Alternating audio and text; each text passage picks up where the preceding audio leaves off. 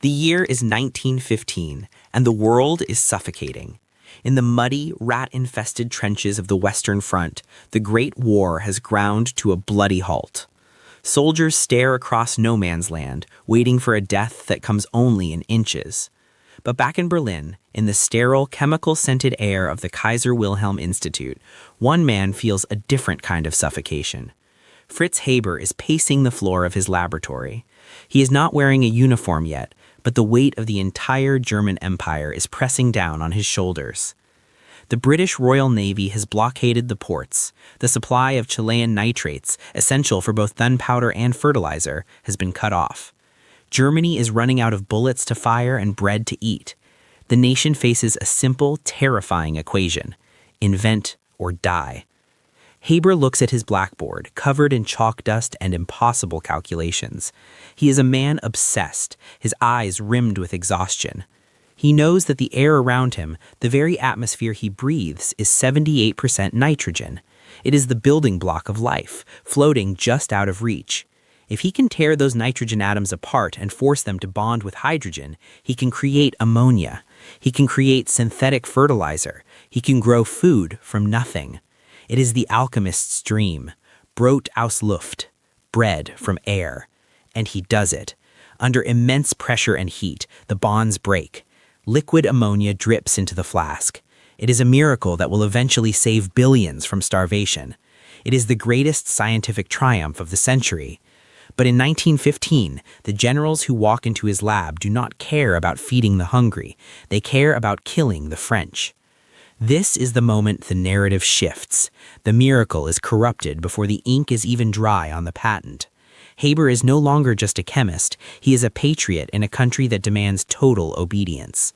The military high command asks him if this process can be used for explosives. He says yes. Then they ask for something worse. They need a way to break the trench stalemate.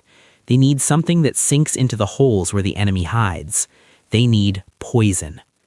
Clara Immerwahr, his wife, watches this transformation with growing horror. She is the first woman to receive a doctorate in chemistry in Germany, a brilliant mind in her own right. She understands the molecular structure of what her husband is brewing. She sees him testing chlorine gas. She sees the cages of animals dying in agony, coughing up their own lungs. She pleads with him. She calls it a perversion of science, but Haber is deaf to her. To him, death is death, whether by a bullet or a molecule. He believes that a terrifying weapon will end the war quickly, that this cruelty is actually a form of mercy. The result of his logic rolls over the fields of Ypres on April 22, 1915. A wall of greenish-yellow fog drifts toward the Allied lines. It is heavier than air. It sinks into the trenches. 5,000 men die within minutes, clawing at their throats, their eyes burning out of their skulls. It is a massacre that changes the nature of warfare forever. Haber watches from the front lines, satisfied. He has broken the stalemate. He has saved his country. But as he boards the train back to Berlin, hailed as a hero, he has no idea that the real war is about to begin, not on the battlefield, but in his own living room. It is the night of May 1st, 1915. The air in the Haber villa in Dahlem is thick with cigar smoke and the smell of expensive champagne. Laughter rings out, bouncing off the high ceilings, but it sounds jagged and discordant. Fritz Haber has returned home a conqueror. He has just been promoted to the rank of captain, a rare honor for a scientist. The house is full of guests, colleagues, and officers, all raising their glasses to the man who opened up Ypres. They toast to the gas. They toast to the victory. But amidst the clinking crystal and the boisterous congratulations, there is a ghost moving through the room. Clara Immerwahr moves like a shadow. She looks at her husband, this man she once loved for his intellect, and sees a stranger wearing a uniform. She sees the blood of 5,000 men on his hands. The noise of the party is deafening to her, a grotesque celebration of mass murder. Every laugh feels like an accusation. She tries to catch his eye, but he is basking in the glow of adoration, lost in his own ego. Later that night, the guests finally drift away. The servants clear the debris of the celebration. The house falls into a heavy, suffocating silence. This is the moment the camera zooms in. The argument begins not with a shout, but with a whisper. Clara confronts him. She demands that he stop. She tells him that he has debased their profession, that he has turned the noble pursuit of knowledge into a butcher's trade. She begs him not to go back to the front. Haber's reaction is cold, detached. He is high on his success. He dismisses her moral outrage as treason. He tells her she does not understand the necessities of war. In peace, a scientist belongs to the world, he famously says, but in war, he belongs to his country. He looks at her not as a peer, not as a wife, but as an obstacle. He's leaving the next morning for the Eastern Front to oversee the gassing of Russian troops. Nothing, she says, will change his mind. He turns his back on her and goes to bed, the sleep of the self-righteous coming easily to him. Clara is left alone in the crushing quiet of the early morning. The clock ticks. The realization settles over her like a shroud. Her words have failed. Her love has failed. The science she dedicated her life to has been weaponized by the man she shares a bed with. She walks to his desk. There, lying heavy and cold, is his service revolver, the symbol of his new rank, the symbol of the path he has chosen. She picks it up. The metal is cool against her palm. She walks out into the garden. The spring air is sweet. The lilacs are blooming, a cruel contrast to the chlorine rot in her mind. She does not do this to escape pain. She does this as a final, deafening statement. She stands under the trees, the darkness wrapping around her. She points the weapon at her chest, towards her heart. A single gunshot shatters the silence of the Berlin night, a sound louder than any artillery barrage, echoing the fracture of a world that has lost its soul. The sun rises on May 2nd, indifferent to the tragedy in the garden. The first person to find Clara is not her husband, but her 13-year-old son, Hermann.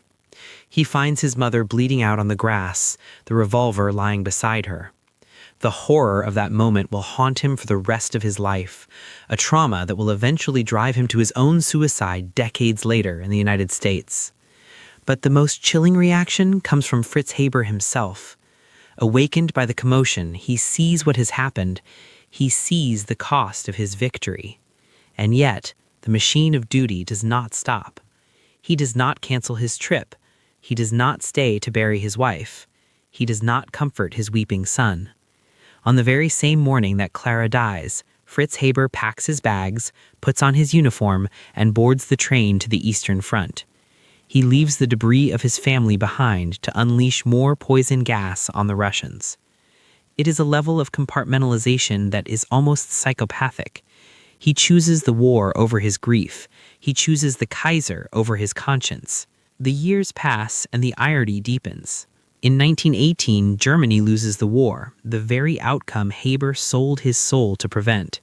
He is branded a war criminal by the Allies, terrified he will be executed. Instead, in a twist that baffles the world, he is awarded the Nobel Prize for Chemistry in 1918 for the synthesis of ammonia. The man who introduced chemical warfare is honored for saving the world from hunger.